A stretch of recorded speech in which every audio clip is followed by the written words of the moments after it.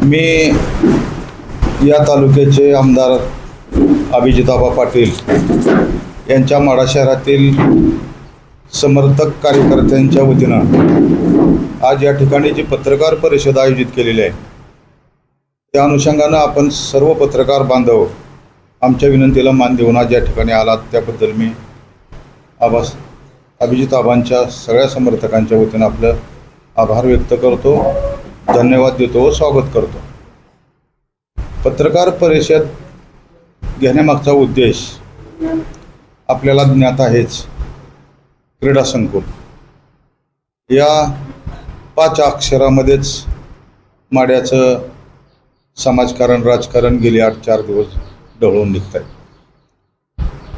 पत्रकार परिषद घेण्यामागचा उद्देशच वास्तविक पाहता माढा शहराची आर्थिक व्यवस्था जर पाहिली तर गेल्या काही वर्षामध्ये खेळ आणि मैदान या दोन्ही गोष्टींनाच जिवंत ठेवलेली आहे। कुठलं शहर विकासाच्या दिशेनं जायचं असेल, गावाचा विकास व्हायचा असेल तर इंडस्ट्री, इरिगेशन, आरोग्याच्या सुविधा, दळणवळणाच्या सुविधा, शिक्षण अशा ज्या बाबी असतात त्या अतिशय महत्त्वाच्या असतात। आणि माढा शहरामध्ये कुठली इंडस्ट्री नाही, इरिगेशनचा म्हणावा असा प्रश्न सुटलेला नाही। मोठी आर्थिक व्यवस्था माढ्यामध्ये नसल्यानं माढ्या शहराचं दरडोई उत्पन्न फार कमी आहे। आणि अशातच माढा शहरातल्या 40-50 वर्षापासून माढा शहरातल्या तरुणांनी खेळाच्या रूपानं आपल्या जीवनाचा मार्ग शोधला। खेळ काय निवळ करमणुकीचं साधन म्हणून त्याच्याकडे पाहिलं नाही तर त्यांनी जीवनाचा एक मार्ग म्हणून निवडला।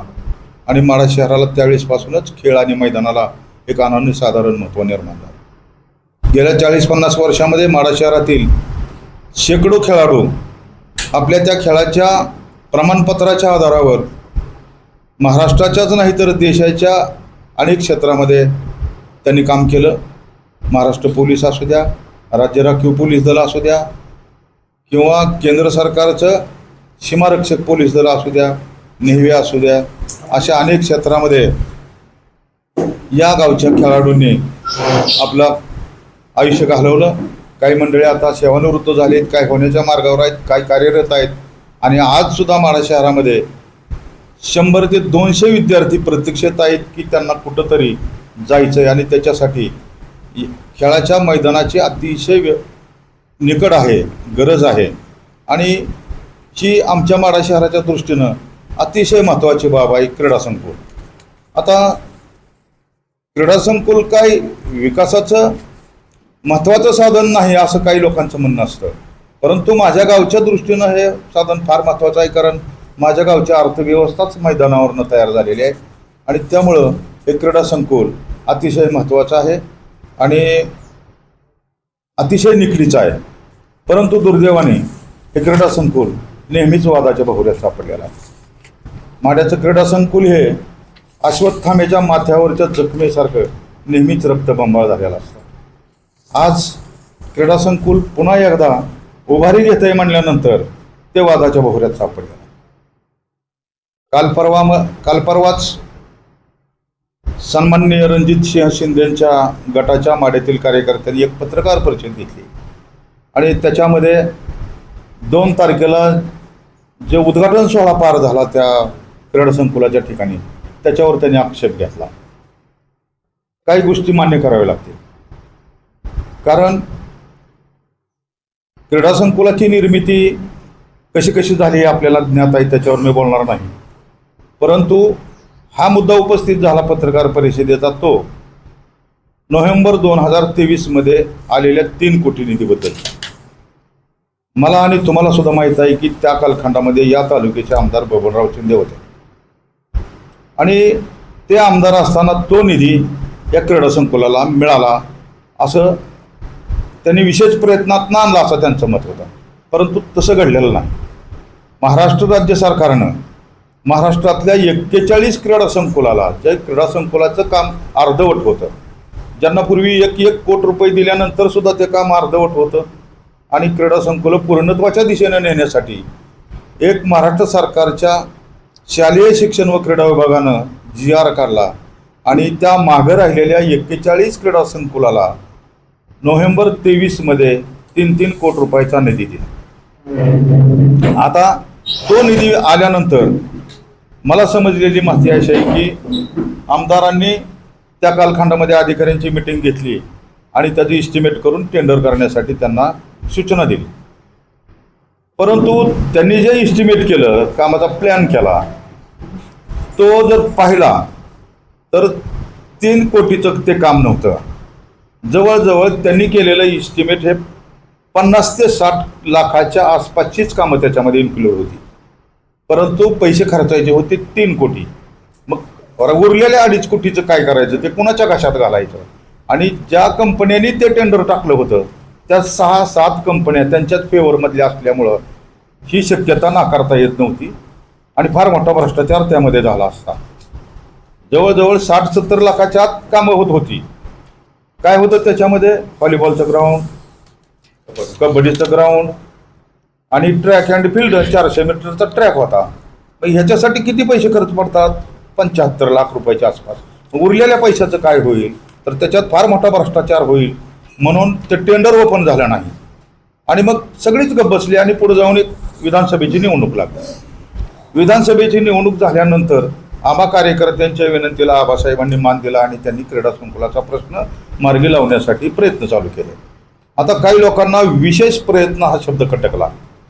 विशेष प्रयत्न काय केला आबांनी, तर पूर्वीचा जो आराखडा होता, पूर्वीचं जो रूप होतं त्या क्रीडा संकुलाचं, त्याच्यामध्ये बदल केला, प्रामाणिकपणानं काम केलं आणि सगळेच्या सगळे आलेले पैसे, माढा शहराच्या नगर तुमच्या क्रीडा संकुलाचे आलेले पैसे अतिशय चांगल्या मार्गानं खर्ची पडावे आणि क्रीडा संकुल अद्ययावत चांगलं व्हावं ही प्रामाणिक भावना उराशी बाळगून त्यांनी हा नवीन आराखडा तयार करून त्याचं टेंडर केलं आणि ते टेंडर 60%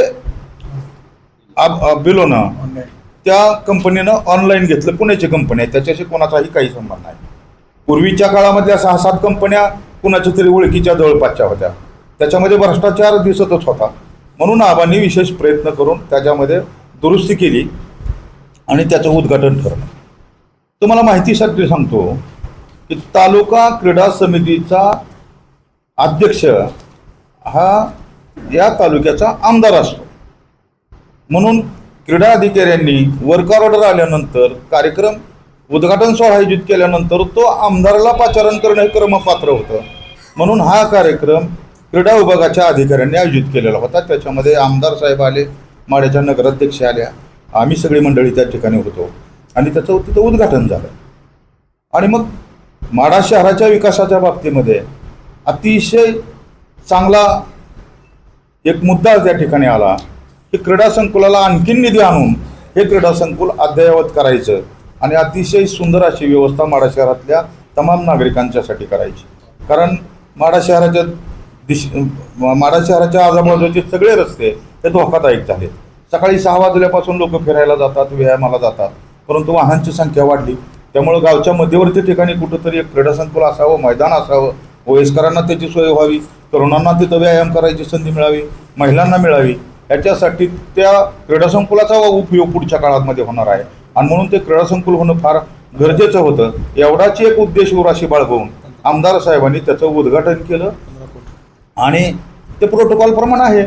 तालुक्याचे आमदार कोण असतील त्या काळात, आता निधी त्यांच्या काळात तारखेवर जर बघितलं टेक्निकली तर बरोबर आहे, परंतु त्यांना कुणीच अडवलं नव्हतं ना. 2023 पासून जो कालखंड आहे कालपर्यंतचा, त्याच्यामध्ये त्यांना कुणी अडवलं का, तुम्ही हे का केलं नाही.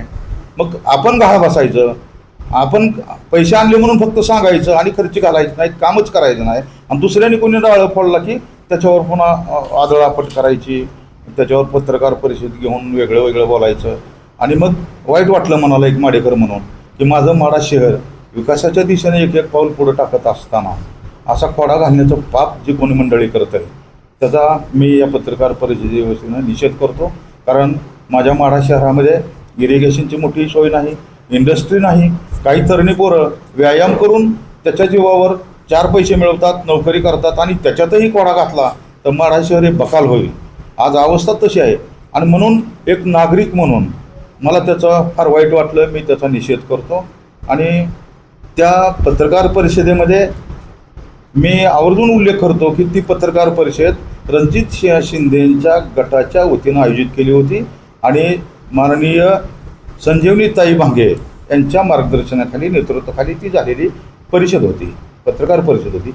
आणि त्यांनी पहिल्याच प्रास्ताविकामध्ये तो मुद्दा मान्य केला. मी त्यांना या माध्यमातून तुमच्या सगळ्यांच्या माध्यमातून विनंती करतो की ताई, निधी कुणीही आणू द्या गावाला, गावाचा विकास झाला पाहिजे. तुमच्या आमदारांच्या काळात निधी आला हे आम्हाला सुद्धा मान्य आहे, परंतु तो कार्य करला, तुम्ही ते काम का करून घेतलं नाही हाही प्रश्न मोठा आहे. परंतु आपलं काय ठरलं आहे माड्याच्या राजकारणामध्ये, विरोधक जरी आम्ही 4-5 गट असतील पण माड्याच्या विकासाच्या बाबतीमध्ये आम्ही सगळे एकमेकाला मदत करतो. हा एक अलिखित नियम आहे माडा शहराच्या दृष्टीनं. विकासाच्या बाबतीमध्ये मी ज्या मुशीत तयार झालो, डॉक्टर रमण जोशींनी सुद्धा आम्हाला त्यावेळेस सांगितलं की जिथं विकास असेल तिथं राजकारणाचं जोडं बाहेर ठेवा, आणि ते पाळून आम्ही आजपर्यंत विकासात कुणालाच अडचण आम्ही आणलेली नाही, आज तागायत आणली नाही. कृपया मी भांगेताईंना विनंती करतो की अतिरेकी आणि देशद्रोही सोडून या गावाला कुणीही पैसे देऊ द्या, निधीही देऊ द्या, आणि तो वापरण्याची मानसिकता आपण करूया आणि या गावाला एकदा विकासाच्या वाटेवर आणूया, एवढी मी या ठिकाणी विनंती करतो. बाकी माझे जे काय मनोगत होतं मी सांगितलं, आणि तुम्ही पत्रकार बंधूंनी काही प्रश्न विचारले त्या संदर्भात तर मी त्याला उत्तर देण्याचा प्रयत्न करतो. कदाचित मला एखादं उत्तर नाही आलं तर ते माझं अज्ञान समजून तुम्ही पोटात घ्या, किंवा चुकलं तर चुकलं म्हणून सांगा, आणि बरोबर असेल तर बरोबर म्हणून सांगा, नसेल तर माझा घोडा बेलगाम सुटल्यानंतर मग ते पत्रकार परिषदेला अर्थ उरत नाही, तो अखंड तांडव होतो आणि मला तो करायचा नाही. म्हणून मी या ठिकाणी माझी भूमिका सांगितली. आपण काय प्रश्न विचार ह्याच्यावर सांगू द्या. अजून चालू अर्थसंकल्पात अजून 2 कोटी रुपये आमदार साहेब देतो म्हणले क्रीडा संकुल. नाही अजून नाही, पण ते देतो म्हणले. हो, काय विचारायचं आहे?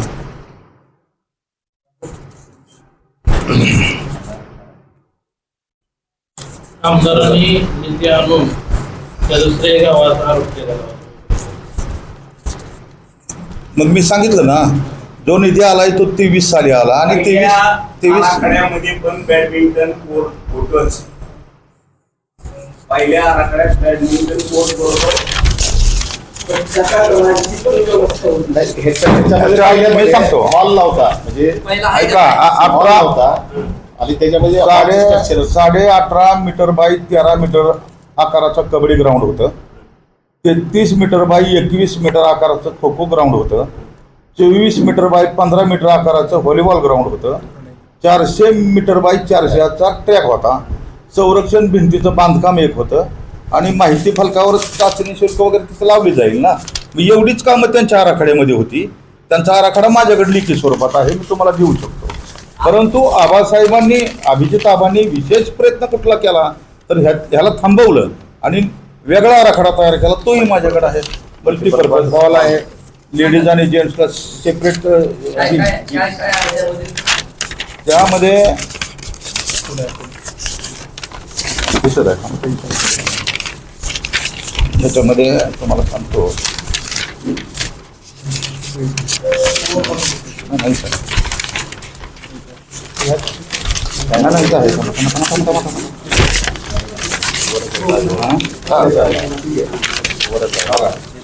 ठीक आहे. प्रस्तावित क्रीडा संकुलामध्ये एकूण 1339.68 चौरस मीटर क्षेत्रफळ असलेलं इंडोअर खेळाकरता हॉल आहे. लेडीज आणि जेंट्ससाठी चेंजिंगची रूम आहे, सेपरेट प्रसाधन गृह आहेत. त्यानंतर जिम व स्टडी रूमचं बांधकाम त्याच्यामध्ये समाविष्ट आहे, सेपरेट जिम आहे. आणि त्याच्यामध्ये पुन्हा जे काही छोटी कामं आहेत त्याच्यामध्ये कोठामध्ये फ्लोरिंग करणे, आतील बाहेरील गिलावा, रंगकाम, हे सगळे त्याच्यामध्ये समाविष्ट आहे. आणि M25 कॉन्क्रीटमध्ये पाया आणि कॉलमचे हे आहे, त्याच्यामध्ये नमूद आहे. म्हणजे M25 म्हणजे बांधकाम क्षेत्रातलं अतिशय योग्य काम, ज्याला उच्च स्तरीय असं काम म्हणतात, त्या पद्धतीचं काम करून घ्यायची जबाबदारी आहे. आणि प्रोप्लेक्सच छत बांधायचं आहे. म्हणजे इतके कामं नवीन समाविष्ट केलेले आहेत. आणि तुम्ही जुन्याची सांगितलं तुम्हाला, हां, पहिली कामं त्यांच्या काळातली जी होती त्याचं मूल्यांकन, त्याचं आराखडा बदलण्याचा विशेष प्रयत्न केला. हां, बस एवढंच. आमदार अभिजित आबा पाटलांनी कधीच कुठं उच्चार केला नाही की मी हा निधी अतिशय परिश्रम कुठंच केलेला नाही. फक्त त्यांचं असं मत आहे की पूर्वीचा जो आराखडा होता त्याची मूल्यांकन त्याचं 75 ते 80 लाखाच्या घरात गेलं असतं. मी तो दुरुस्त केला. त्याच्यात भ्रष्टाचाराला जो काही वाव मिळणार होता तो मी मिळून दिला नाही आणि त्याच्यामुळं हा आक्रस्त चालू आहे. दुसरं याच्यामध्ये काय कुणी काय बदललेलं नाही. कुणी निधी आणला असा आमदार कधी म्हणतही नाहीत. 23 साली आमदारच नव्हते त्यामुळं आणायचा प्रश्न नाही. 23 साली त्यांचे आमदार आहेत. मग असं माझं मत आहे की 23 साली आणलेला निधी तुम्ही आमदारच्या निवडणुकीपर्यंत का खर्च घातला नाही? तुम्हाला कोणी अडवलं होतं का? कारण त्या काळात तर तुम्ही बघतच होता. माढा तालुका असा तालुका होता या राज्यामध्ये की सगळंच त्यांच्याकडे होतं. कुणी फक्त असतील तर ग्रामपंचायतीचे वेगळ्या विचाराचे असतील, पंचायत समिती, जिल्हा परिषद, जिल्हा बँक, जिल्हा दूध संघ, काय मार्केट कमिटी, देखरेख संघ, आमदार, कारखाने, कोणाकडे होतं सगळं. मग सगळ्या सत्ता त्यांच्याकडे असताना त्यांना कोणी अडवलं?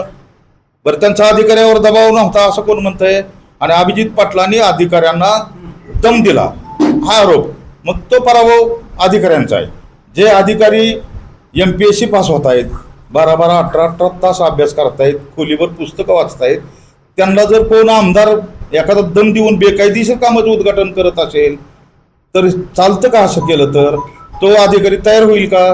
त्याला त्याची नोकरी महत्त्वाची आहे का ह्यांचं राजकारण महत्त्वाचं आहे? ह्यांच्या काळात ते चालच असं दम देऊन कामं करण्याचा प्रकार. अभिजिताबाच्या कालखंडामध्ये दम देऊन नाही. अतिशय नम्रतेनं सगळ्या अधिकाऱ्यांना अभिजिताबा रिस्पेक्ट देतात. आम्ही बघतोय बँकेच्या अधिकाऱ्यांचे असतील, तहसीलदार असतील, ते चुकलंय त्यांना माफ नाही, त्याला ताकीद देतात. पुन्हा चूक झाली तर त्यांना माफ नाही. कारण आबाची बांधिलकी ही जनतेची बांधिलकी आहे. त्यांना काय ते कुठल्या मोठ्या त्यांचे वडील काय मोठे आमदार नव्हते, खासदार नव्हते किंवा ग्रामपंचायत मेंबर बी नव्हते. सामान्य माणसातनं पुढं आलेला हा कार्यकर्ता, त्याला समाजाची बांधिलकी आहे. त्यामुळं समाजात जर कोणी कोणाला अडवत असेल तर त्याला ते माफ करत नाहीत. आणि राहिला मुद्दा राजकारणाचा, आता तिथं जे काय उल्लेख होतोय, काय मंडळींनी अभिजित आभार आरोप केलेत. आता मी इथं आरोप करत नाही, तुम्ही मला प्रश्नच विचारला नाही तर. पण माझी उंची नाही की इतक्या मोठ्या माणसावर कुठले आरोप करायची. पण अभिजित पाटलावर त्या दिवशी पत्रकार परिषदेमध्ये ज्यांनी आरोप केला त्यांची उंची तेवढी आहे का? कशासाठी आरोप करता? मग माढ्याचं राजकारण गढूळ झालं नाही पाहिजे ह्याची तुम्ही काय म्हणता की माढ्याचं राजकारण गढूळ नाही झालं पाहिजे, 4-5 पुढाऱ्यामध्ये मेळ राहायला पाहिजे, भांडणं लावण्याचा प्रयत्न आहे. ह्याच्यात कशाची भांडणं लागतायत? मिनलताई नगराध्यक्ष आहेत, उद्घाटन आल्या होत्या तिथं. आनंदराव आप्पा कानडे होते, मी होतो. आणि सगळ्यात हसायचा मुद्दा काय आहे की ती पत्रकार परिषद माढा शहर विकास आघाडीच्या वतीनं घेण्यात आली असं एक वाक्य सांगितलं. मी तुम्हाला आवर्जून सांगतो की माढ्याच्या नगरपंचायतमध्ये 60 गटांची मेजॉरिटी झाल्यानंतर उर्वरित ज्या काही 4-5 जागा आल्या होत्या त्या विस्कळीत होत्या. मी आप्पासाहेब एका पक्षात होतो, झुंजार नाना भांगेंचा गट एका वेगळ्या पक्षात होता, एक अपक्ष होता. त्यामुळं नगरपंचायतच्या कार्यालयीन कामकाजामध्ये सुसूत्रता आणण्यासाठी किंवा नगरपंचायतमधल्या काही निवडणुका असतील, काही ठराव असतील, काही धोरणं असतील, त्याच्यामध्ये ऑफिसमध्ये कार्यालयामध्ये भाग घेण्यासाठी एक कलेक्टरच्या समोर 5 लोकांचं 5 मेंबरांचं आयडेंटिफिकेशन करून एक गट तयार केलेला होता. आणि आम्ही मोठ्या मनाने त्याच्या अध्यक्ष भांगेताईंना केलं होतं. आणि भांगेताईंचं काम कुठं? नगरपंचायतच्या कार्यालयामध्ये की कामकाजामध्ये भाग घेण्यासाठी आहे. गावच्या राजकारणामध्ये आम्ही गट म्हणून पुढे गेलोय का? मग कालच्या विधानसभेमध्ये ते एकीकडे होते, आम्ही एकीकडे होतो. त्यामुळे तिथं काय जे उल्लेख झाला माझ्या बाबतीतला की एक घटक म्हणून मी तिथं होतो, चेष्टा केली गेली. अहो, मी घटक जरी असलो, माझी मंडळी नगरसेवक आहे, आप्पासाहेबाची आहे, आम्ही कामकाजामध्ये भाग घेतोच. काल परवा एक तुमच्या कॉप्ट सदस्यांची निवडणूक झाली त्यावेळेस आम्ही त्यांच्याबरोबरच होतो. मग त्यांच्याबरोबर ऑफिसमध्ये आहे किंवा कार्यालयामध्ये आहे म्हणून बाहेर आम्ही त्यांच्याबरोबर राहू असं कसं? मग आम्ही राहू. पण आमचं मत असं आहे, तुम्ही ज्येष्ठ पत्रकार मंडळी ध्यानात घ्या, फार गंभीर मुद्दा आहे. याच्यामध्ये एक व्यक्ती काळाच्या पडद्याआड आहे, एक व्यक्ती. त्याला बोलवायला पाहिजे होतं पत्रकार परिषदेला, ज्यानं ह्या क्रीडा संकुलासाठी अहोरात्र परिश्रम घेतलं, ज्यानं क्रीडा संकुलाचं आंदोलनच त्याने त्याच्या बुद्धीतनं बाहेर काढलं. ते दिनेश गाडेकरला जर बोलावलं असतं तिथं तर तो खरं बोलला असता आणि मग सगळं पितळ उघडं पडलं असतं की क्रीडा संकुल कुणी नेलं, कुठं नेलं आणि ते कशा पद्धतीनं संघर्ष करून माड्याला आलं. राजभाऊ चौरे एक साधा कार्यकर्ता आहे हो.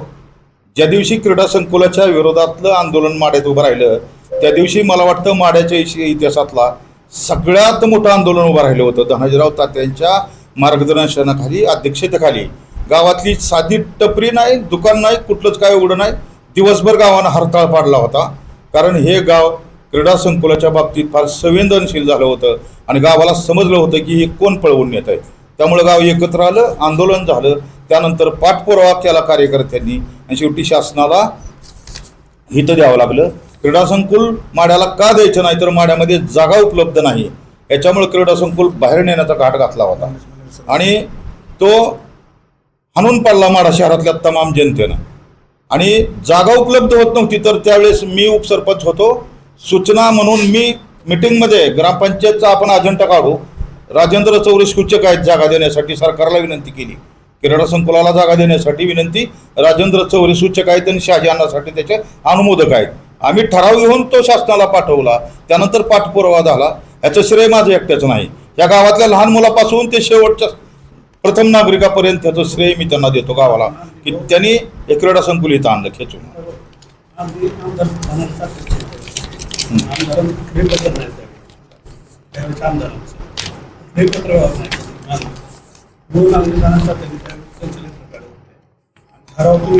हो, ठराव आम्ही दिला. त्याच काळात झालेला आहे. त्यावेळी दादासाहेब सरपंच होते. ज्यावेळी मंजूर झालं क्रीडा संकुल त्यावेळेस आम्ही त्या टायमाला आमदारांनी श्रेय घेतलं होतं.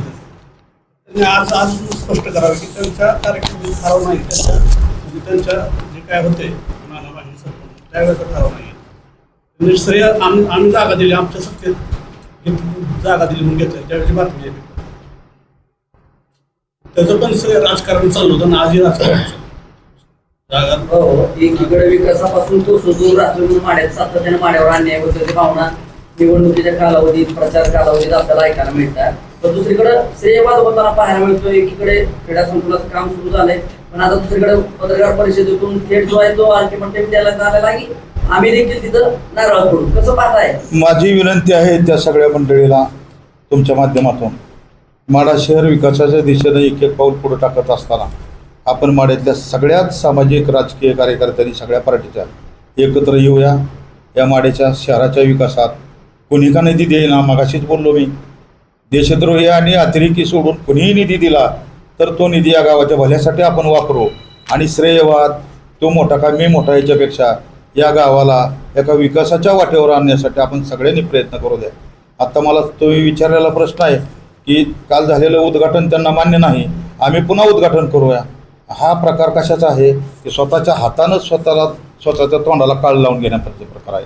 क्रीडा संकुल हे नाव घेतलं तरी सुद्धा माड्यातली 90 नाही 100% जनता कुणाचं नाव घेते की हे कुणी पळवून नेलं, त्याला राजाभाऊ चौरेने सांगायची गरज नाही.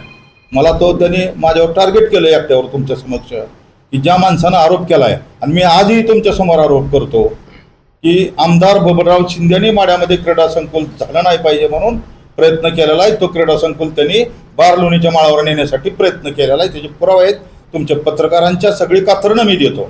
आणि मी एकटा रस्त्यावरून फिरलो असतो तसं ओरडत तर समजायचं की माझा काहीतरी त्यांच्यामध्ये माझा स्वार्थ आहे. परंतु मी या माडा शहरातल्या 5 वर्षानंतर वयाच्या 80 वर्षापर्यंतची सगळी लोक रस्त्यावर उतरली आणि हरताळ पाडला. कारण त्यांना माहीत झालं होतं की क्रीडा संकुल कोण नेत आहे. जाहीररित्या कुणाचं नाव घ्यायला मी घाबरत नाही. आणि माझ्यावर काय आरोप आहे की त्यावेळेस तुम्हाला कळलं होतं की तुमचे आमदार असं करतायत, तर तुम्ही त्यांना त्या काळात का सोडलं नाही? तो राजकारणाचा भाग आहे. का सोडलं नाही, कशासाठी सोडलं नाही, त्यांना मी किती वेळा सोडलं, मला कुणी पुन्हा परत नेलं ते सगळ्यांना माहीत आहे. मी माझ्या गावाच्या बाबतीमध्ये मी ज्या ठिकाणी राजकारण करत होतो, ज्या नेत्यांच्या नेतृत्वाखाली करत होतो, तिथं गावच्या विकासाचा आणि गावच्या प्रश्नाच्या बाबतीत कधीच तडजोड केली नाही. ज्यावेळेस या आंदोलनामध्ये मी होतो त्याच्या 2-3 दिवशी मला आमदार साहेबांनी बोलवून घेतलं बबनदादांनी. त्यावेळेस हे कपाळकरंटी तिथं नव्हती, त्यांना माहीत नाही. बबनदादांनी मला शाबासकी दिली की गावच्या भल्यासाठी लढणारा कार्यकर्ता आहे म्हणून तुझा मला अभिमान आहे, आपल्याला भविष्यात तिथं करायचं आहे. आणि त्यानंतर काही दिवसानं रामदास आठवले पालकमंत्री असताना त्या ठिकाणी क्रीडा संकुलाचं उद्घाटन झालं. मी उपसरपंच म्हणून मी तिथं प्रस्तावित केलं. लक्ष्मणराव ढोबळे त्या ठिकाणी आले आणि त्या ठिकाणी त्याचं उद्घाटन झालं. आणि काय ठरलं की तिथं असणाऱ्या काही कुटुंबांचं स्थलांतर चांगल्या ठिकाणी करा आणि मग क्रीडा संकुल करा. कारण त्यावेळेस आम्ही ग्राउंड लेवलला काम केलेलं आहे. आम्ही काय नुसतं असं बोलघेवड्याने कुठं तुमच्या समोर येऊन काही बोललेलं नाही वाचाळीवीरासारखं. आणि जे सत्य आहे ते स्वीकारलं पाहिजे. अखंड तांडव करून खोटं झाकत नसतं. आणि क्रीडा संकुलाच्या बाबतीत माझी विनंती आहे, पुन्हा एकदा भांगेता येणार, क्रीडा संकुलाचा विषय घेऊन तुम्ही कधीच पत्रकार परिषद कुठलं राजकारण करू नका. कारण गाव क्रीडा संकुलाच्या बाबतीत कुणालाच माफ करणार नाही. या गावानं फार भोगलेला आहे.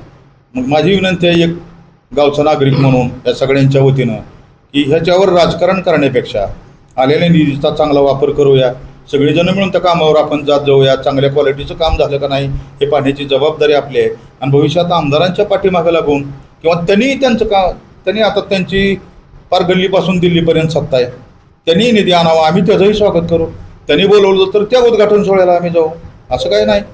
जिथं विकास आहे तिथं आम्ही सगळे, जिथं लबाडे आहे तिथं आम्ही नाही.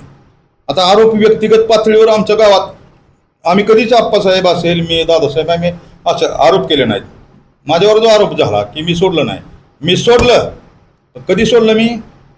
ज्या कालखंडामध्ये त्या घराण्यामध्ये 2 आमदार आहेत, जेडपी सदस्य आहेत, सभापती आहेत, जिल्हा परिषदेचे सदस्य आहेत, जिल्हा बँकेचे 2 डायरेक्टर आहेत, वैभवाच्या शिखरावर पार्टी असताना राजाभाऊ चौरेंनी त्यांना सोडलं. त्याला धाडच लागतं. मी सोडलं आणि हे तिथं गेले. ह्यांचा पायगुण बघा.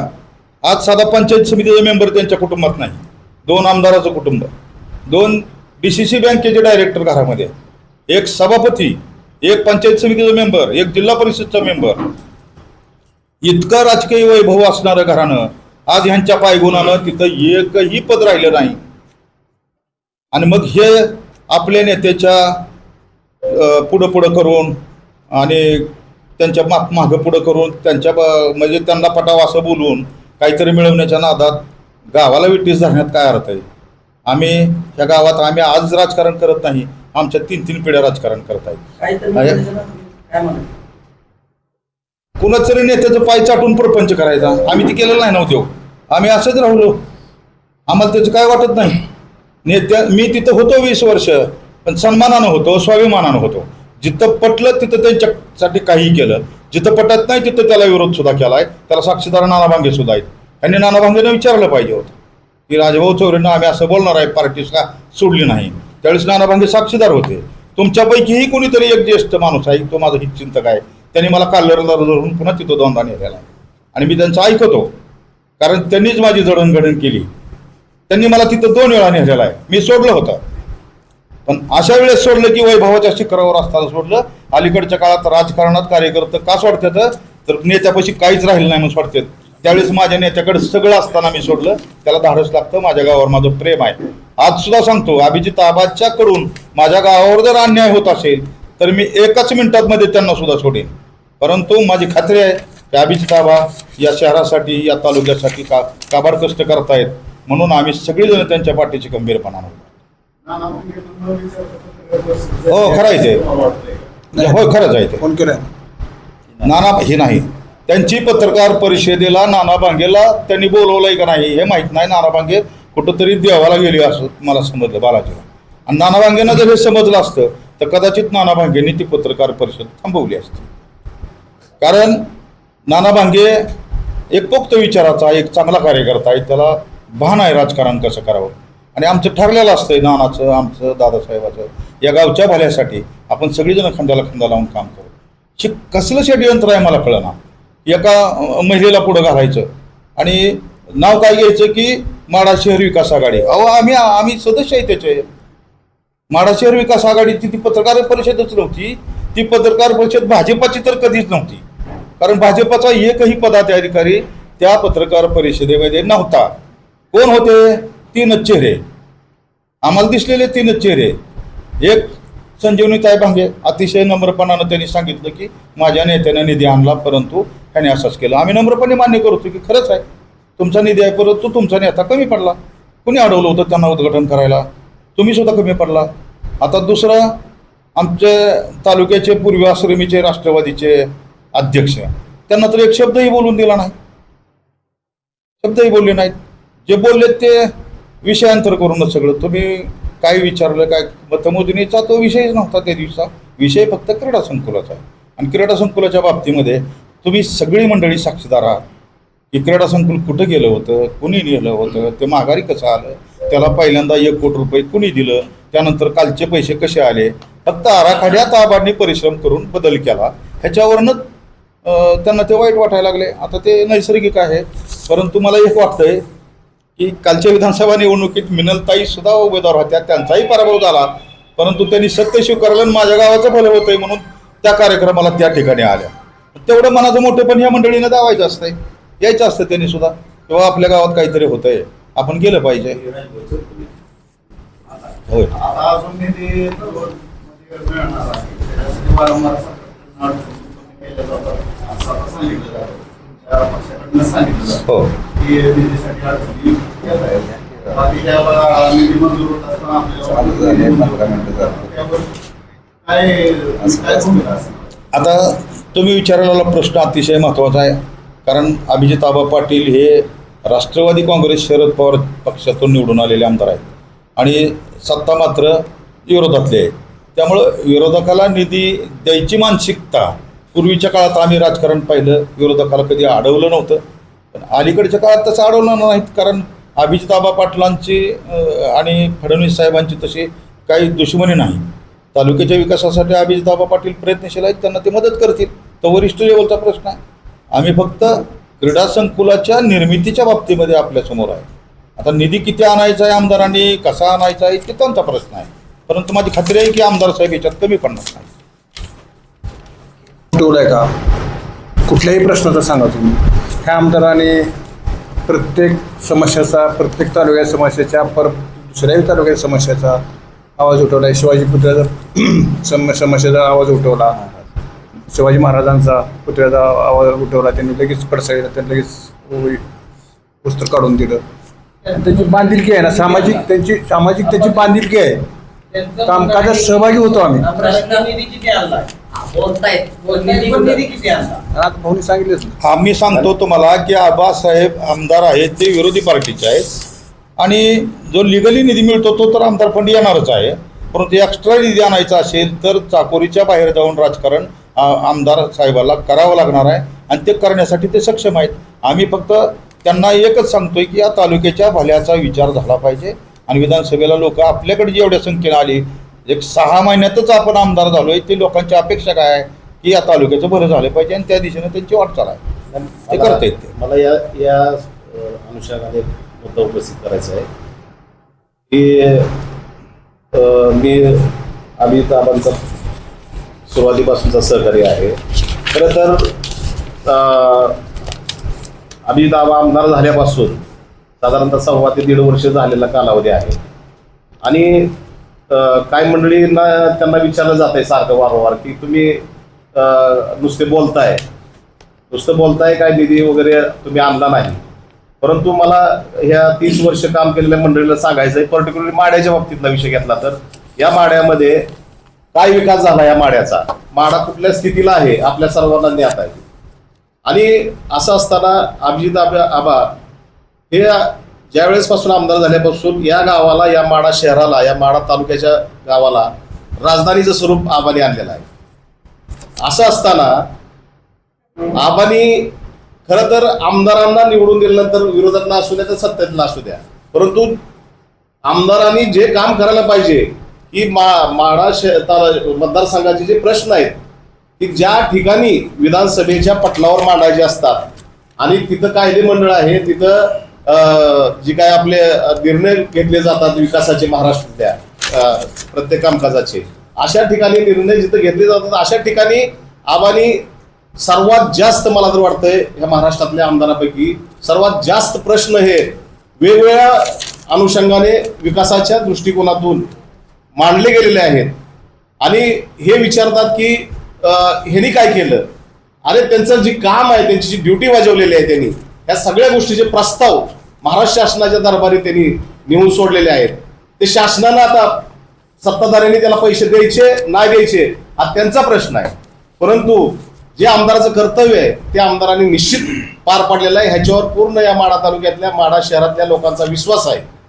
आणि राहिला विषय विकासाचा, माडा शहराच्या बाबतीत जर पर्टिक्युलरली विचार करायचा झाला तर निश्चित या गावचा विकासाच्या बाबतीतले जर काही प्रश्न एकदम लगे 1-1.5 वर्षात सुटत नसतात, त्यांना तुम्ही 30 वर्ष कालावधी पूर्ण केला, यांना कमीत कमी 5 वर्षाचा तर कालावधी पूर्ण करू द्या आणि मग प्रश्न विचारा ना, मग तुम्हाला त्याची उत्तरं मिळतील.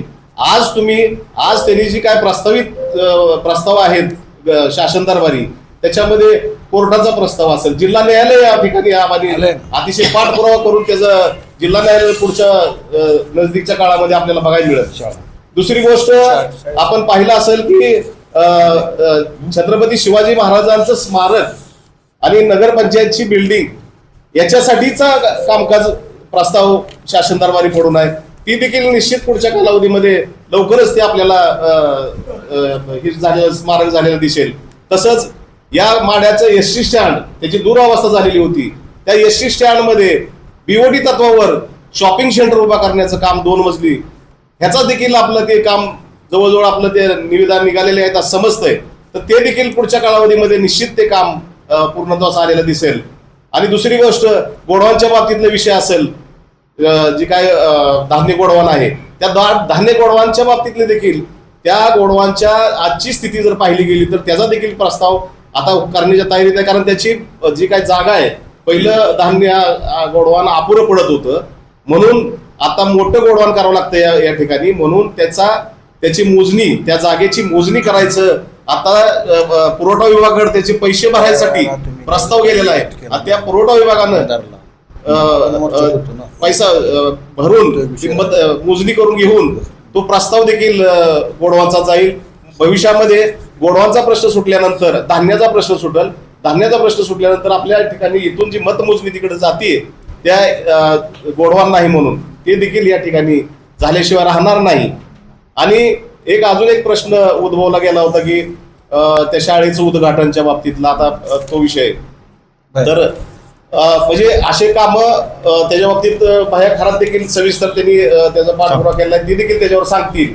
तर मला एवढंच सांगायचं की या अनुषंगाने की अभिजित आबा एक दमदार आमदार आहेत आणि ते जनतेच्या म्हणजे जमिनीवरचे आमदार आहेत. जमिनीवर राहून, जनतेत राहून ते या गावचा विकास करण्यासाठी, या मतदारसंघाचा पूर्ण विकास करण्यासाठी निश्चित कटिबद्ध आहेत. अनेक कामं त्यांनी मार्गी लावलेली आहेत, अनेक कामं प्रस्तावित आहेत. तर याच्यानंतर ती जी काय मॉडेल स्कूल बद्दलचा काय विषय आहे, मार्फत ती शाळा आलेली होती बरं का. त्याच्यात कुठल्याही आमदाराचं नाही, ह्याचं कुणाचं श्रेय नाही. ते प्रत्येक तालुक्याच्या ठिकाणी doctor Babasaheb Ambedkar model school म्हणून राज्य शासनाचा उपक्रम होता. त्यावेळेचे तत्कालीन अध्यक्ष तो आहेत, त्यांनी त्याचा पाठपुरावा केलेला होता दादानी, व ते शाळा सुद्धा दुसरीकडे नेण्याचा भरपूर प्रयत्न झाला.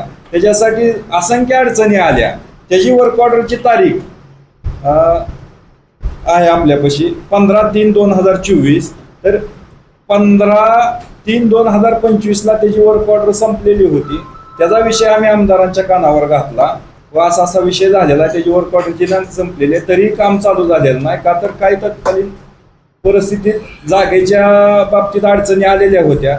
त्याच्या अडचणी शाळा व्यवस्थापन समितीचे अध्यक्ष त्यावेळेचे धैर्यशील दादा यांनी प्रयत्न करून त्या अडचणी सोडवल्या शेवटच्या टप्प्यात, पण त्याला तरी काम चालू झालं नाही. मग त्याला आमदार साहेबांनी विशेष काय प्रयत्न केले तर CO साहेबांना त्यावेळेच्या त्या कॉन्ट्रॅक्टरला मुदत वाढवून घ्यायसाठी प्रयत्न केले. ते काम माघारी गेलेलंच होतं जवळजवळ, का तर त्याची वर्क ऑर्डरची मुदत संपलेली होती.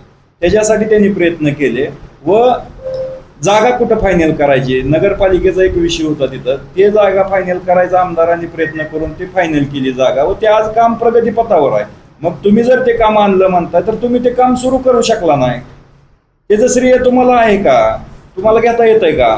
घेता येत नाही, का तर ते कामच तुमच्या काळात सुरू झालेलं नाही.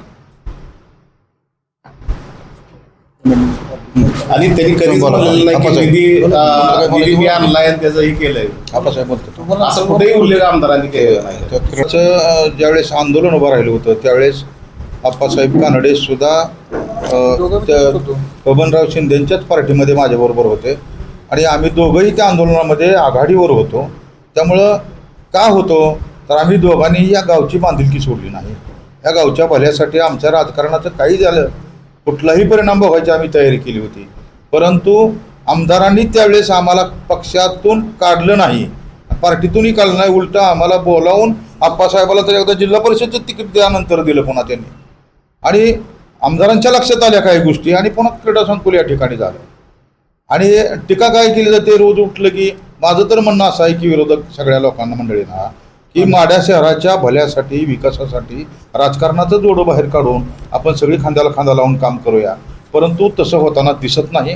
कारण कालच्या विधानसभेचा पराभव अतिशय जिव्हारी लागल्यामुळं रणजित सिंह शिंदे हे वैफल्यग्रस्त झालेले आहेत आणि त्यांच्याजवळची ही जी काही 4 पिलावळ आहे तालुक्यातली आणि हे बोलगेवडे हे उठसूट कोणावरही टीका करतात. त्यांना सत्य स्वीकारायचंच माहीत नाही. लोकशाही मार्गानं या तालुक्यानं त्यांना नाकारलंय. काही दिवस वाट बघावी, काबाड कष्ट करावं, लोकात मिसळावं, आपलं काही चुकलं हे शोधावं आणि मग समोर जावं. उठसूट त्या आमदाराला काहीतरी वाईट वंगाळ बोलायचं, त्यांना कुठल्या पिस्तुलन बंदुकं असलंच काहीतरी बोलायचं आणि आपल्याला जी बोलता येत नाही तीच बोलते ती, त्याला अर्थ बी कळत नाही आणि ती बोलते ती. मग माझा सल्ला असा आहे की रणजित शिंदेना की बाबा रणजित भैया तू स्वतःच वाकून बघ, तू किरकोळ घराण्यातला नाही. तुझा आजोबा आमदार, तुझे वडील आमदार, तुझे चुलते आमदार, इतक्या मोठ्या राजकीय परंपरेतला तू. मी तर असं म्हणेल या तुमच्या माध्यमातून की 1995ला बबनदादा आमदार होत असताना मी त्यांच्याबरोबर माढा शहरातून एकटा होतो. त्यांना आमदार करताना आमची पवित्र भूमिका होती. त्यावेळेस माझ्याबरोबर कैलासवासी विनायक उरपाळे, सूर्यकांत भगत, भालचंद्र काका मोरे, आम्ही सगळी चळवळीतली मंडळी होतो. आणि आमचं भूमिका काय, या तालुक्यामध्ये शेतीला पाणी नाही, तो मिळवून देणारा आमदार पाहिजे. 2-2 पदव्या घेऊन रस्त्यावरनं तरुण पोरं फिरत होती, नोकरी नव्हती कोणाला, त्यांना पोटापाण्याला नोकरी मिळवून देणारा आमदार पाहिजे. याच्यासाठी आम्ही अशा चांगल्या माणसाच्या शोधात होतो आणि आम्हाला बबनदादामध्ये तो माणूस सापडला 95ला, म्हणून आम्ही त्यांना आमदार केलं आणि त्यांनी मागं वळून बघितलंच नाही. गेली 20-25 वर्ष त्यांनी काबाड कष्ट केलं. त्यांनी आम्हाला पाहिजे असणारा तालुका त्या वळणावर आणण्यासाठी प्रयत्न केला. तालुक्यामध्ये इरिगेशन वाढवलं, तालुक्यामध्ये कारखाने काढून तरुणांच्या नोकरीचा प्रश्न त्यांनी मिटवला. मी तर असा म्हणेन की बबनदादाच्या प्रचारामध्ये आम्ही जे जे बोललो ते आम्हाला आठवलं तर आम्हाला वाईट वाटतं की इतकं काम करणारा माणूस आणि त्याच्या पोटाला हे पोरगं कसं काय आलं. नदी जमिनीच्या खालनं नद्या जोडणारा आणि जमिनीच्या वरनं माणसं जोडणारा माणूस. हरित क्रांती असेल, धवल क्रांती असेल, आम्ही दिलेली उपमा ह्या सगळ्या ज्या माणसानं केल्या, ज्यानं माणसात देव शोधला, सामान्य माणसाला आपलं म्हणून जवळ केलं, अशा बबनदादाला अशा मुलानं अडचणीत आणलं. तुम्हाला साधी गोष्ट सांगतो की मी दर सोमवारी चिंकिलला शंभू महादेवाच्या दर्शनाला जातो आणि 1 तासभर तिथं बसतो. एक दिवस एकटाच असल्यावर मी त्या महादेवाकडे पाहत होतो आणि महादेवालाच प्रश्न विचारला, महादेवा तू या टेकडीवरून या सगळ्या तालुक्याकडे बघतोय, सगळ्यांच्या आनंदासाठी काम तू आशीर्वाद देतोय, तू सगळं डोळ्यानं पाहतोय, परंतु मला एक प्रश्न पडला आहे महादेवा, तर एवढं मोठं काम करणारा, इमारतीपेक्षा माणसांची मन बांधणारा, माणसातला देव शोधणारा बबनदादा, त्याच्या मनामध्ये नेमकं कुठलं शल्य आहे, आज काय अवस्था आहे त्यांची.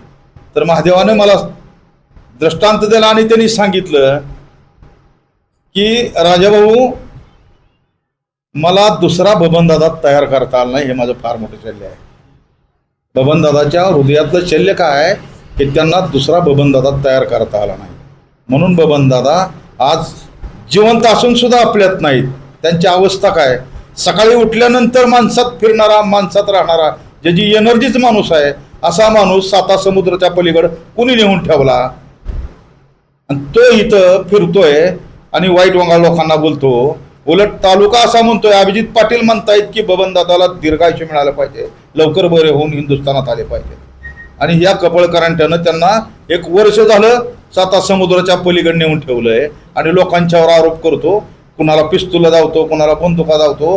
तुझ्या घराण्याची परंपरा काय, 1962 सालापासून यांच्या घरात आमदारकी, ह्याच्या जन्माच्या अगोदरपासून, आणि हा असा बोलतो. आणि एक 4-2 जी काय आहे ती त्याचं कार्यकर्ते तालुक्यातलं, ह्याच लोकांनी त्याचं नुकसान केलं, त्याला खरं कळून दिलं नाही काय चाललंय तालुक्यामध्ये, त्याने फसवलंय त्याला. आणि मग रणजितला तुमच्या माध्यमातून माझी विनंती आहे की तो तुझा आत्मपरीक्षण कर, कुणाला तरी शिव्या देण्यापेक्षा सत्य स्वीकार आणि मैदानात ये. हो. उगाच शिव्या देऊन नाही येत. हो पण दादा रुग्णालयात अमेरिकेत असताना सुद्धा मुलांनी खिंड लढवली, राजकीय खिंड लढवून गड राखलायचं. तवा बबनदादा अमेरिकेत नव्हते. त्यावेळेस बबनदादा प्रचारात होते. जिल्हा परिषदेमधलं यश मी तुम्हाला सांगतो, या यशामध्ये एक जागा संजय बाबा कोकट यांनी त्यांच्या घशातली आणली, गावाजवळची आणली. राहिली दुसरी जागा शिवाजी कांबळेंची मुंडीमची. शिवाजी कांबळे असा कार्यकर्ता आहे, तो स्वयंप्रकाशित आहे, त्याला कोणाचीही गरज नाही, तो कर्तृत्वान आहे, कामाचा माणूस आहे. जिल्हा परिषदेमध्ये समाज कल्याणचा सभापती असताना या तालुक्यातल्याच नाही पण जिल्ह्याच्या शेवटच्या टोकापर्यंत काम केलेला तो कार्यकर्ता आहे. जनतेनं त्याला स्वीकारले, त्याच्यामध्ये ह्यांचा काही संबंध नाही.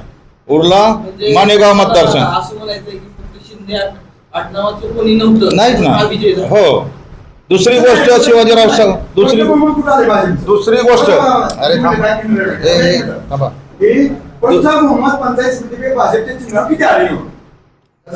तो विषय थांबा, विषयांतर करू नका. शिवाजीराव सावंताच्या बाबतीमधला विषय जर घेतला तर त्या माणसाने 2 वेळा विधानसभा निवडणूक लढवली. 2 वेळा त्या मतदारसंघाचे ते सदस्य होते. त्यांच्या मुलानं कालची 17 सालची जिल्हा परिषद लढवली. आणि एक साखर कारखाना आहे, तो लढाऊ कार्यकर्ता आहे. आणि त्यांचा मुलगा निवडून आणण्यासाठी त्याला कुणाच्या हातापाया पडायची गरज नाही. उलट दादासाहेब साठेंनी त्यांना मदत केली, कारण उमेदवारी अर्ज भरला नाही.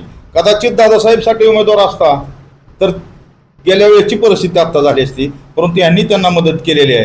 काही निवळ त्यांच्या मदतीवर शिवाजीराव सावंतचा मुलगा निवडून आलेला नाही. त्यामुळे इतकं हुरळून जाण्याचं काही नाही.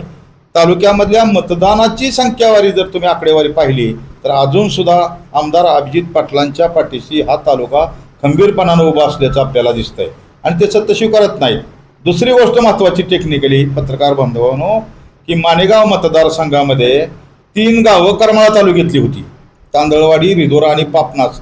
आणि ती संजय मामानी तळहाताच्या पडावर सांभाळलेली गावं, ती सगळी 70% मतदान त्यांना दिले. ती जर वजा केली तर राहिली किती? त्यानंतर दुसरा मतदारसंघ हा उपळाई मतदारसंघ. सापडण्याचे सरपंच उभा होते पंचायत समितीला. घाटणं, सापटणं आणि शिंदेवाडी ही 3 गावं करमाळा मतदारसंघातली. तिथं विक्रमी मतदान त्यांना पडलं. ते जर वजा केलं तर उरलं काय? त्यानंतर कुर्डू मतदारसंघामध्ये आमच्या माढा मतदारसंघातली 3 गावं गेलेली आहेत, सुरली, फुटजवळगाव आणि अकोलो. हे 3 गावं आमची मेजॉरिटीची. तिथं आज सुद्धा आम्हाला मतं जास्त आहेत, परंतु दुर्दैवानं ती तिकडे गेली, त्याची मोजदा तिकडे झाली नाही. हे जर अभ्यास केला टेक्निकली तर आम्ही जिथं आहे तिथंच आहे. त्यामुळं कुणी हुरळून जाऊ नये. आणि ही निवडणूक होत असताना यात शिंद्यांचा काय संबंध आला? एक पंचायत समिती मेंबर नाही त्यांचा साधा, एक ZP सदस्य नाही. म्हणजे ह्याचा अर्थ तालुक्यानं त्यांना नाकारायचं ठरवलं होतं आणि त्यांनी ते ओळखून घेतल्यामुळं त्यांनी ते माघार घेतली. का धाडस केलं नाही? एक काळ असा होता की त्यांच्या घरातली जवळजवळ 4 लोक उभं राहिलेले होते. आज एका ठिकाणी एक माणूस उभा राहिलेला नाही. आणि ते काय का करणार? करलेच त्यांनी केलंच की आमदारांचं कौतुक मी केलं ना. कौतुक केलं त्यांनी करणार. आणि ते काय सांगितलं त्यातून वारसाबद्दल सांगितलं. आणि ऐका एक 2 मिनिट सांगावं लागणार त्याच्यावर थोडं बोलत आहे की आताच राजाभाऊनी काय सांगितलं की दादांचं खरोखर कौतुक सांगणार आहे की निश्चित त्यांनी काम या तालुक्यासाठी खूप छान काम केलं. काय सांगू नये परंतु राजाभाऊनी काय सांगितलं की त्याचा रिप्लेसमेंट म्हणजे वारस त्या पद्धतीचा नाही मिळाला. परंतु पंढरीच्या पांडुरंगाला या माड्याची काळजी पडली आणि पंढरीच्या पांडुरंगानं अभिजित पाटलासारखा माणूस बबनराव शिंदेला रिप्लेसमेंट म्हणून दिलेला जी गिफ्ट आहे ती निश्चित ही पांडुरंगानं पाठवलेलं गिफ्ट आहे आपल्यासाठी खरं तर. आणि ती खरी बबनदादाची खरी रिप्लेसमेंट आहे ती या तालुक्याला आवश्यक असणारी. तुम्ही आत्ता जे म्हणला की मी बबनदादांच्या बद्दल चांगला बोललो, ते आमच्या मनाचा मोठेपणा आहे. आमच्या मनाचा मोठेपणा आहे. आज आम्ही त्यांच्या पार्टीत नाही, त्यांना विरोध करतोय, परंतु सुद्धा त्यांना चांगला बोलतो. ही आमची संस्कृती आहे. त्यांची संस्कृती काय मला माहीत नाही. ती संस्कृती 2-3 वेळा उच्चारलं एक जण, त्याची नेमकी संस्कृती कळली नाही मला. पण माझी संस्कृती तुमच्यासमोर उघडी झाली की जिथं मी विरोध करतोय परंतु त्यांच्याबद्दल चांगलंच बोलतो. का? मी बोलणारच. मी सत्य बोलायला कधी घाबरत नाही. बबनदादा त्या तोलामोलाचा माणूस आहे, परंतु त्यांना दुसरा बबनदादा तयार करता आला नाही. हे त्यांचं एक शल्य आहे. दिनेशनं सांगितलं की त्यांचा तो कपळकरांचा चिरंजीव असल्यामुळंच पांडुरंगाला त्याची काळजी घ्यावी लागली आणि तो माणूस इकडे पाठवावा. गडच नाकारणार निश्चित नाकारणार. अहो एक सांगतो तुम्हाला मी, कुणब्यांचा धर्म आहे. ज्याच्या पोराला बैलाच्या कुळवाचं यटण घाला येतंय तो खरा कुणबी, त्यानं पोराला शिकवायचं असतं हे असं यटण घालते ती. तसं राजकारणात असतं. ज्या बबनदादानं माणसातला देव शोधला, माणसाच्या भल्यासाठी का बरं कष्ट केलं, त्यांच्या मुलाला ते का कळत नाही. बाळकडू आहेत. छत्रपती शिवाजी महाराजांच्या काळामध्ये छत्रपती शिवाजी महाराज गेल्यानंतर 9 वर्ष संभाजीराजांनी खिंड लढवली. 4 शाही त्यांच्या विरोधात होत्या. स्वराज्याला विळखा घातलेला होता सगळ्या शाह्यांनी, परंतु तरी सुद्धा संभाजीराजांनी खिंड लढवली. हो, आमदार पण ह्या गावचे होते, विधान परिषदेला तालुक्याचे आमदार होते बबनदादा. मी जिल्हा दूरसंचार आपण जिल्हा परिषदेवर होते. ग्रामपंचायत आपल्या ताब्यात होती, नगरपंचायत पण आपल्या ताब्यात. एकंदर सगळे पुढारी म्हणजे पदावर होते असताना देखील आपल्या माढा शहराचा विकास झाला. त्याचं कारण काय? आता तुम्ही जी नावं घेतली, मी आप्पासाहेब, आम्ही वार्डात निवडून येण्यासाठी झुंजतोय. आम्ही गावचं पुढारी, कधी गावातल्या लोकांनी आम्हाला कधीतरी संधी दिली ग्रामपंचायतमध्ये काम करण्याची. आमच्या कर्तृत्वाला मर्यादा आहेत, परंतु कुणाच्या तरी हातनं काम व्हावं म्हणून आम्ही त्यावेळेस त्या मंडळीला संधी दिली. मी स्वतः, तुम्ही जो प्रश्न विचारला तो त्यांना विचारायला पाहिजे. विधान परिषद, तुम्ही विधान परिषदेच्या आमदाराची शिफारस घ्या आणि त्यांची पत्र परिषद घेऊन तुम्ही त्यांना विचारा हा प्रश्न की तुम्ही 6 वर्ष विधान परिषदेवर होता, विलासरावांचे खास मित्र होता, त्यांनी काय केलं त्यांच्या कालखंडात ते तुम्हाला सांगतील. आम्ही कसं सांगू त्यांचं? आम्ही काय त्यांचे कार्यकर्ते आहे का? आम्ही हित्यंत काय त्यांचे? त्यासाठी 34 मतं दिलेत. आम्ही कसं हां गोष्ट ऐकली नाही. नाही ऐकले, त्यांना ऐकावं एक दिवस. जनते नाही ना त्यासाठी तुम्हाला एक सांगतो त्याच्या आधीचं 1996 साली दादासाहेबांचं वय 18 होतं. त्यावेळेस 18 वर्षाचं वय असताना ते ग्रामपंचायत सदस्य झाले आणि माझ्या लक्षामध्ये आलं की ह्या मुलाला जर आपण उपसरपंच केलं, त्यावेळेस रिझर्वेशन आलं होतं अनुसूचित जातीचं, विनोद जमदाळे सरपंच झाला आणि मी घरी जाऊन तात्यांना सांगितलं की दादासाहेबांना मला उपसरपंच करायचं आहे. त्यावेळेस तात्यांनी मला प्रश्न विचारला, माझी 3च मेंबर आहे ती, आणि तुम्ही कसं काय करणार आणि का करणार? कसं काय करणार मी करून देतो, पण का करणार ते सांगतो की तुम्हाला मुंबईमध्ये ओळखी आहे, विलासराव देशमुख असतील, नासर फरांदे साहेब असतील, कोण त्यांचे ओळखीची सगळी मंडळी तिथं काम करतायत. तुम्हाला तुमचा मुलगा काय करतोय म्हणून विचारल्यानंतर तुम्ही काय सांगणार?